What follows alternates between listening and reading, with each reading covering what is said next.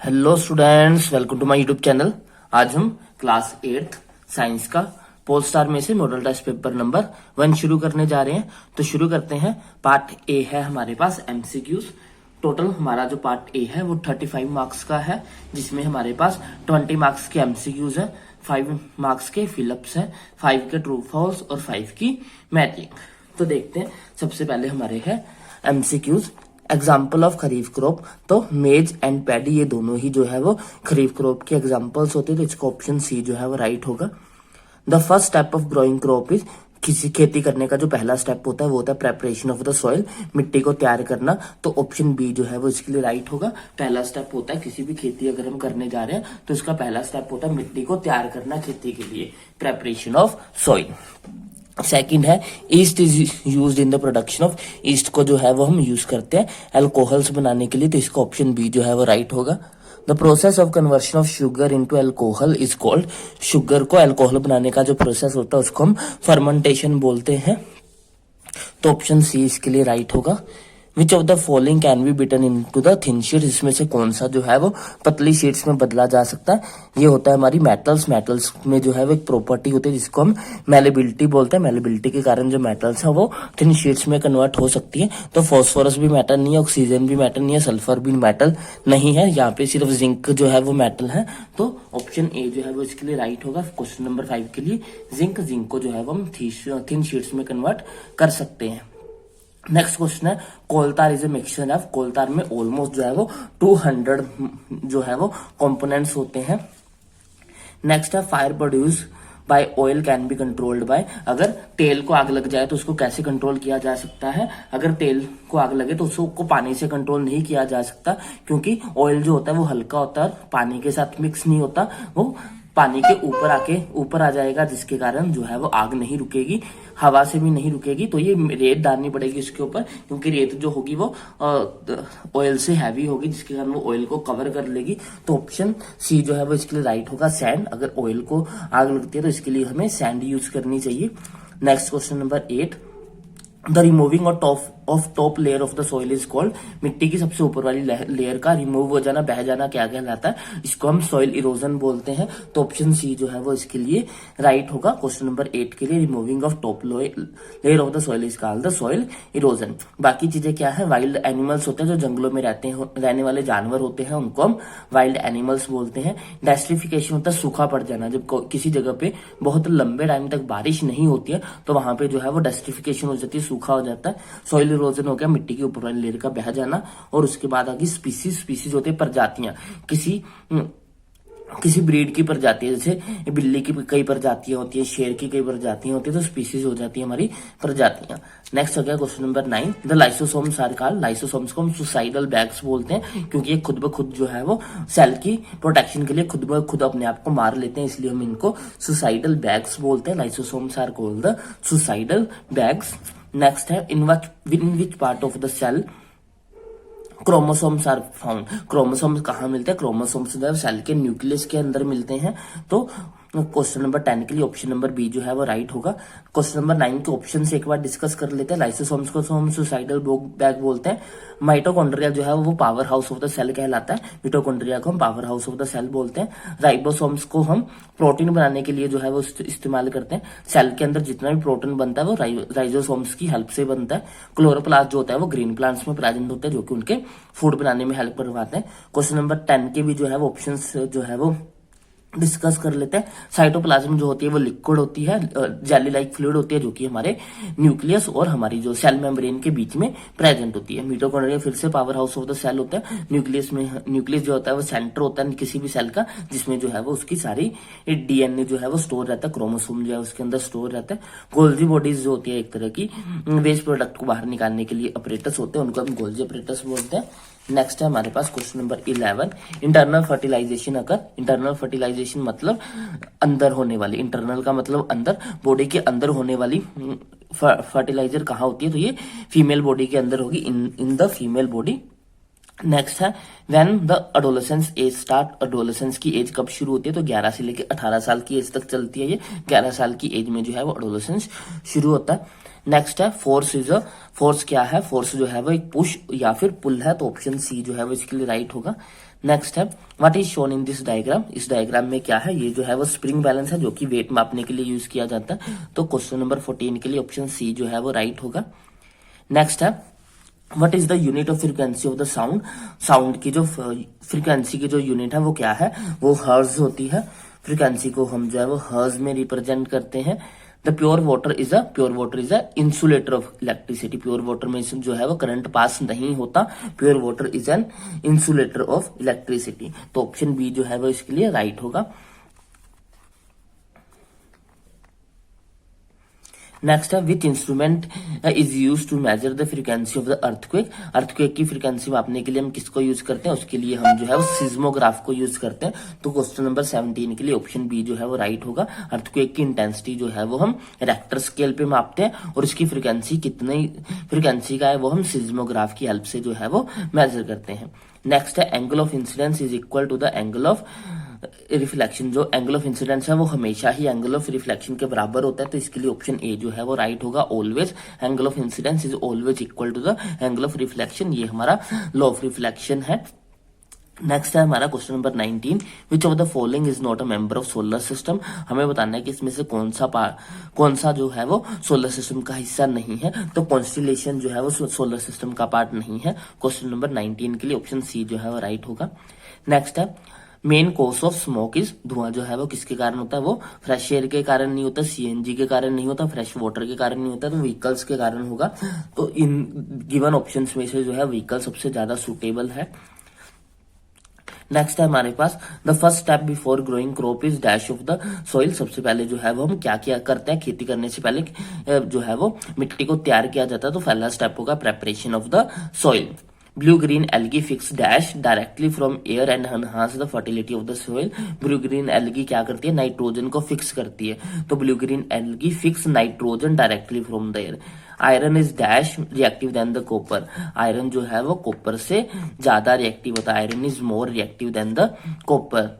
Burning of would and coal causes the pollution of the air, species found only in a particular area is called as the endemic species, किसी particular area में मिलने वाली जो species होती है उनको हम एंडेमिक स्पीसीज बोलते हैं, तो ऑप्शन 25 फिलअप में आएगा एंडेमिक। नेक्स्ट आगे हमारे पास true false.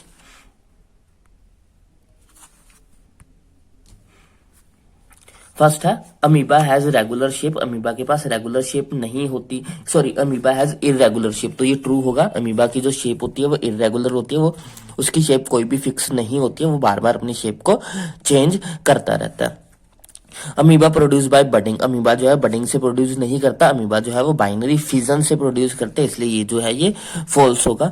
Sound can not travel in the vacuum, sound जो है वो वैक्यूम में ट्रेवल नहीं कर सकती, तो ये ट्रू है, साउंड जो है वैक्यूम में ट्रेवल नहीं कर सकती, साउंड को ट्रेवल करने के लिए किसी ना किसी मीडियम की जरूरत होती है। नेक्स्ट है earthquake can be predicted in advance, earthquake को जो है वो हम एडवांस में प्रेडिक्ट नहीं कर सकते, तो ये भी जो है फॉल्स स्टेटमेंट है। Sodium is a very reactive metal, ये ट्रू है, सोडियम जो है बहुत रिएक्टिव मेटल होती है।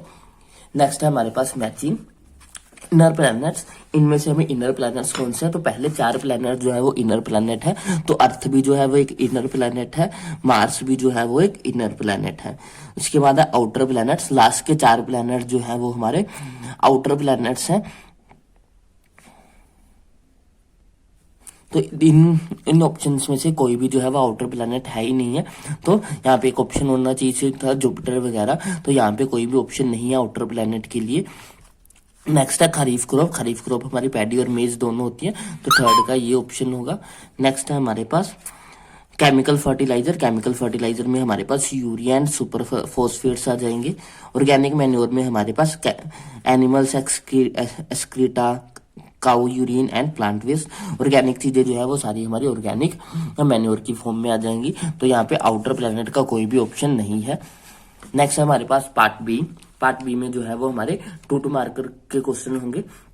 तो फर्स्ट क्वेश्चन है can micro organism be seen with the naked eyes, if not how can we see them, तो पूछ रहे हैं कि क्या माइक्रो ऑर्गेनिज्म को हम नेक्ड आइज से मतलब कि नंगी आंखों से यानी कि बिना किसी इंस्ट्रूमेंट की हेल्प से देख सकते हैं, अगर नहीं तो उनको देखने के लिए हमें क्या करना होगा, तो हम माइक्रो ऑर्गेनिज्म को नेकेड आई से नहीं देख सकते हैं। अगर हम उनको देखना चाहते हैं तो हमें जो है वो माइक्रोस्कोप की हेल्प लेनी पड़ेगी। हम जो है वो माइक्रोस्कोप की हेल्प से ही जो है वो माइक्रो ऑर्गेनिजम्स को देख सकते हैं। तो इसका आंसर होगा no microorganisms cannot be seen with the naked eyes because they are too small, so we can see only them under the microscope। इनको देखने के लिए हमें जो है वो माइक्रोस्कोप की हेल्प लेनी पड़ती है।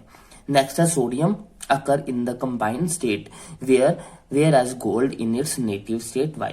ये क्वेश्चन में पूछना है कि जो सोडियम होता है वो हमें कंबाइंड फॉर्म में मिलता है, मतलब कि किसी ना किसी चीज से। तो क्वेश्चन में बोल रहे हैं कि जो सोडियम है वो हमें कंबाइंड फॉर्म में मिलता है, मतलब कि किसी ना किसी चीज से जुड़ा मिलता है। लेकिन जो गोल्ड होता है वो नेटिव स्टेट में मिलता है। नेटिव स्टेट होता है मतलब कि अकेला, किसी भी चीज के साथ जुड़ा हुआ नहीं होता। गोल्ड हमें हमेशा जो है वो प्योर फॉर्म में मिलता है। माइंस के अंदर गोल्ड जो है वो ऐसे ही मिलता है। लेकिन जो हमें सोडियम है वो किसी ना किसी चीज के साथ जुड़ा हुआ मिलता है। ऐसा क्यों होता है? ऐसा इसलिए क्योंकि हम जानते हैं कि सोडियम जो होता है वो बहुत ज्यादा रिएक्टिव होता है। वो हर चीज के साथ बहुत जल्दी रिएक्ट कर लेता है, हवा पानी के साथ बहुत जल्दी रिएक्ट कर लेता है। इसलिए जो है वो हमेशा कंबाइंड फॉर्म में ही मिलता है। हमेशा जो है वो एयर और वाटर के साथ रिएक्ट करके वो कोई ना कोई चीज बना लेता है। लेकिन जो गोल्ड होता है वो बहुत ही कम रिएक्टिव होता है। वो एक नोबल मेटल है, नोबल गैस होता है, वो नोबल मेटल होता है, जिसके कारण वो किसी भी चीज के साथ जल्दी रिएक्ट नहीं करता। इसलिए वो हमें हमेशा जो है वो नेटिव स्टेट में मिलता है। तो इसका आंसर होगा sodium is the most reactive metal. Sodium जो है सबसे ज्यादा रिएक्टिव मेटल है। It's readily combined with air and water to form its compound. वो हवा और पानी के साथ रिएक्ट कर लेता है। So it occur as a compound, इसलिए ये हमेशा कंबाइंड फॉर्म में ही मिलता है। On the other hand, gold is the noble metal and is not attacked by air and water or acid, so it exists in its native। से इसके अलावा जो हमारा गोल्ड होता है वो एक नोबल मेटल है। वो जल्दी हवा पानी या किसी भी एसिड के साथ जल्दी रिएक्ट नहीं करता है, इसलिए वो हमेशा हमें नेटिव फॉर्म में ही मिलता है। नेक्स्ट क्वेश्चन है what is shown in this diagram. तो इस डायग्राम में हमें जो है फॉरेस्ट फायर दिखाई गई है, जंगल के आग का सीन है ये। नेक्स्ट क्वेश्चन है हमारे पास, in order to meet the ever increasing demand in factories for shelter, trees are being continually cut। Is it justified to cut the tree for such projects? Discuss and prepare a brief report। हमें बोल रहे हैं कि बढ़ती हुई demand के कारण, क्योंकि हमारी पॉपुलेशन जो है वो लगातार बढ़ रही है, जिसके कारण उस पॉपुलेशन को रहने के लिए घर चाहिए और उनके घर बनाने के लिए जो है वो लकड़ी चाहिए। और उस लकड़ी की मांग को पूरा करने के लिए जो है वो हम लगातार पेड़ काट रहे हैं। क्या ये ठीक है? अगर ये ठीक है तो हमें ठीक है या नहीं, हमें उसके ऊपर डिस्कस करना और इसके ऊपर एक ब्रीफ रिपोर्ट जो है बताना, हमें प्रिपेयर करनी। तो ये बिल्कुल भी ठीक नहीं है। तो बढ़ती हुई मांग के लिए पेड़ों को काटना जो है वो ठीक नहीं है, ये जस्टिफाइड काम नहीं है। क्योंकि हम ऐसा करके जो है वो भले अपनी जरूरतों को पूरा कर रहे हैं, लेकिन वो अपनी धरती को बहुत ज्यादा नुकसान पहुंचा रहे हैं। क्योंकि अगर पेड़ नहीं होंगे तो हमारी धरती का जो है वो जो संतुलन है, जो बैलेंस है वो बिगड़ जाएगा, जो कि हमारे लिए बहुत हार्मफुल होगा। इसलिए किसी भी तरह से जस्टिफाइड नहीं किया जा सकता। नेक्स्ट है explain why chloroplast are found only in plant cell. पूछ रहे हैं कि जो क्लोरोप्लास्ट होते हैं वो सिर्फ प्लांट सेल में ही क्यों पाए जाते हैं। क्लोरोप्लास्ट एक ऐसे पिगमेंट्स होते हैं जो कि प्लांट्स को ग्रीन कलर प्रोवाइड करते हैं और इन्हीं की हेल्प से जो है वो प्लांट्स अपना फूड जो है वो खुद से प्रिपेयर कर पाते हैं। तो क्लोरोप्लास्ट क्या? Chloroplast are the green colour plastids. ये जो ग्रीन कलर के प्लास्टिड्स होते हैं जो कि पौधों को ग्रीन कलर प्रोवाइड करते हैं। They impart green colour to the plants and only plants make use of green colour to synthesize the food. सिर्फ प्लांट ही है जो कि क्लोरोप्लास्ट को यूज करके जो है वो खुद से खाना बना सकते हैं। इसीलिए जो है वो क्लोरोप्लास्ट सिर्फ पौधों में ही पाया जाता है। नेक्स्ट है हमारे पास explain the importance of reproduction in the organism. हमें बताना है कि रिप्रोडक्शन करनी क्यों जरूरी है। रिप्रोडक्शन होता है अपने यंगर वंस को प्रोड्यूस करना, बच्चे पैदा करना। तो ये क्यों जरूरी है हमें ये बताना है। ये जो है वो किसी भी स्पीसीज के लिए, कॉन्टिन्यूटी के लिए और उसके सर्वाइवल के लिए जरूरी है। अगर कोई स्पीसीज जो है वो रिप्रोड्यूस नहीं करेगी तो वो धरती से पूरी तरह से खत्म हो जाएगी। इसीलिए अगर कोई प्रजाति चाहती है कि वो धरती पर बनी रहे, उसका अस्तित्व धरती पर बना रहे, तो उसके लिए जो है वो उसको रिप्रोड्यूस करना पड़ेगा।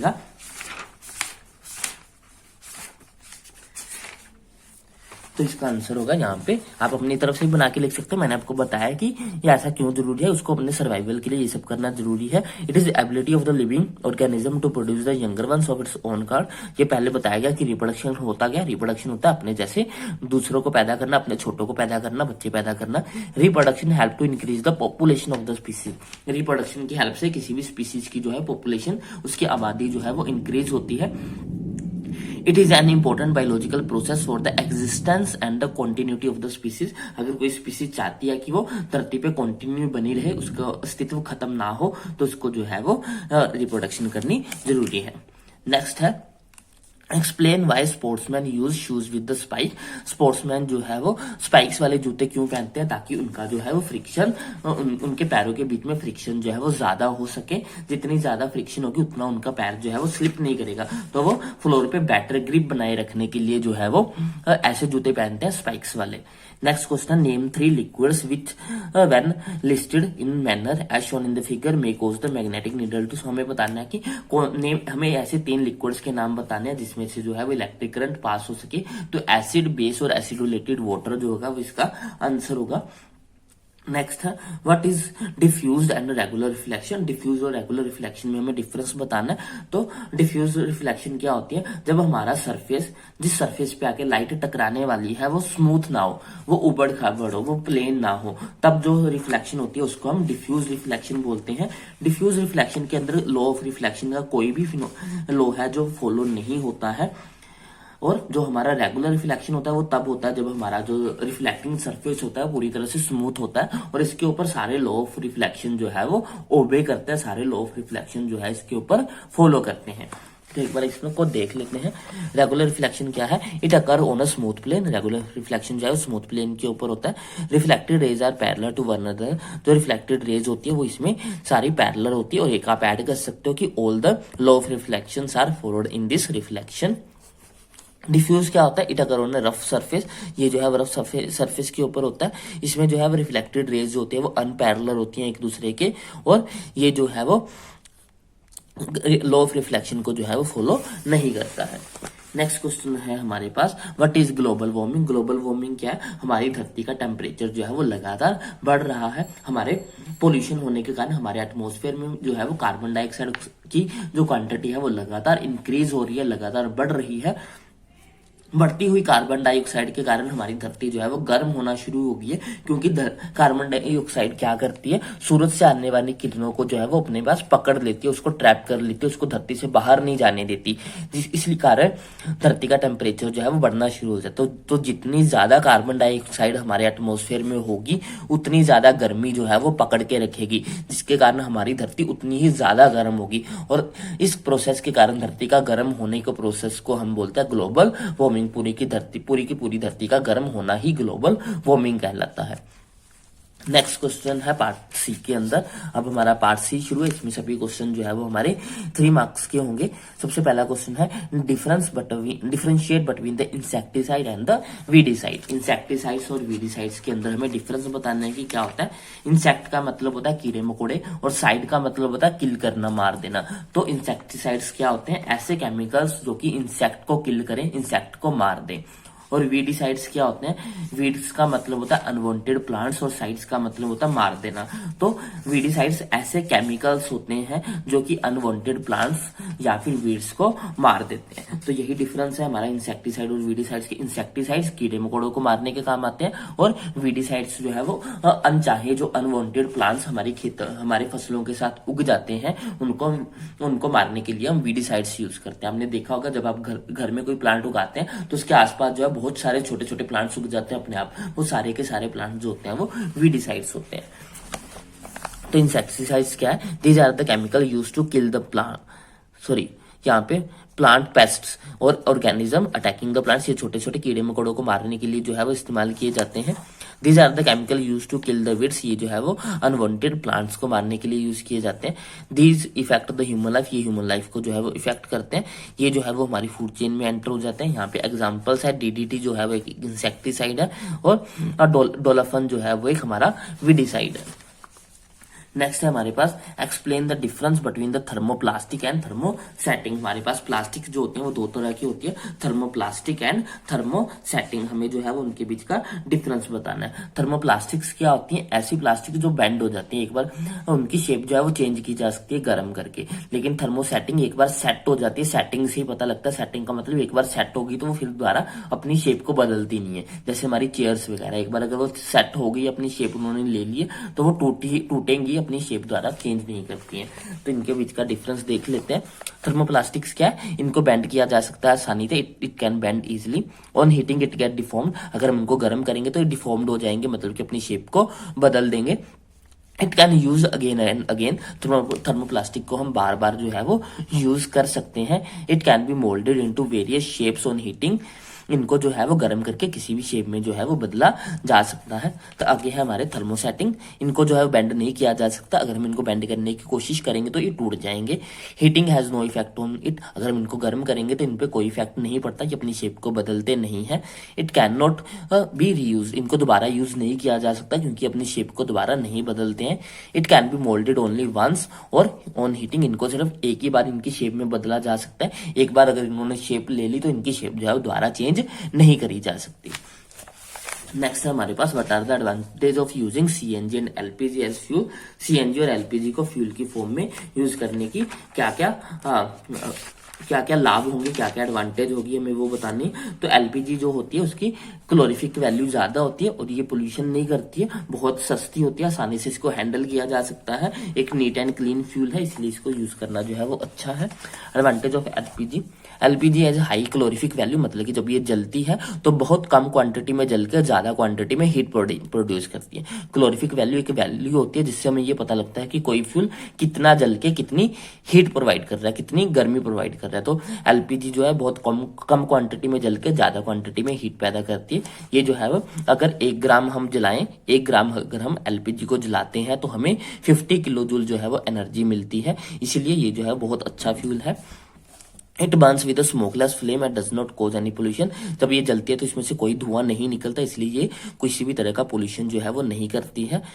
LPG does not produce any poisonous gases on burning. जब ये जलेगी तो कोई भी पॉइजनस गैसेज जो है वो नहीं निकलती है। एलपीजी को आसानी से जो है वो स्टोर किया जा सकता है, हैंडल किया जा सकता है। ये जब जलती है तो पीछे कोई किसी भी तरह का जो है वो रेसिड्यू नहीं छोड़ती है, किसी भी तरह की राख वगैरह जो है वो नहीं छोड़ती है। ये नीट एंड क्लीन जो है वो डोमेस्टिक फ्यूल है। सेम सीएनजी भी जो है वो किसी तरह का पोल्यूशन नहीं करती है, ये भी कंप्लीट कंबशन करती है। इसको भी जो है वो हैंडल करना और स्टोर करना जो है वो आसान होता है। नेक्स्ट है a blacksmith hammers a hot piece of iron while making a tool. How does the force due to the hammering effect the piece of iron. तो जब ब्लैकस्मिथ यानी कि लोहार लोहे को मारता है, लोहे पे फोर्स अप्लाई करता है, तो उस फोर्स के कारण उसकी जो शेप होती है वो चेंज हो जाती है, वो चपटा हो जाता है। बार बार उस पर थोड़ा मारने के कारण वो फ्लैट हो जाता है, वो फ्लैटन हो जाता है, जिसके कारण उसकी शेप और साइज जो है वो चेंज हो जाता है। आगे है differentiate between noise and music. हमें नॉइस और म्यूजिक में जो है वो डिफरेंस बताना है कि क्या होगा। नॉइस जो होती है वो एक ऐसी आवाज होती है जो कि हमें अच्छी नहीं लगती। म्यूजिक जो है वो मन को सुकून देने वाली आवाज होती है। नॉइस के कारण हमें जो है वो डिस्कम्फर्ट होता है, लेकिन जो म्यूजिक है वो हमें कंफर्टेबल करता है। नॉइस से हमें जो है वो हेल्थ प्रॉब्लम्स हो सकती हैं, लेकिन म्यूजिक से जो है वो किसी भी तरह की हेल्थ प्रॉब्लम नहीं होती है। तो इसके साथ ही हमारा फर्स्ट सैंपल पेपर जो है वो कंप्लीट होता है। आई होप आपको ये अच्छे से समझ में आया होगा। अगर आपको इसमें कोई भी डाउट हो तो आप कमेंट सेक्शन में लिख सकते हो। अगर आपको ये वीडियो अच्छी लगी हो तो इसको लाइक करें, शेयर करें, चैनल को सब्सक्राइब करें। Thanks for watching, bye bye, take care.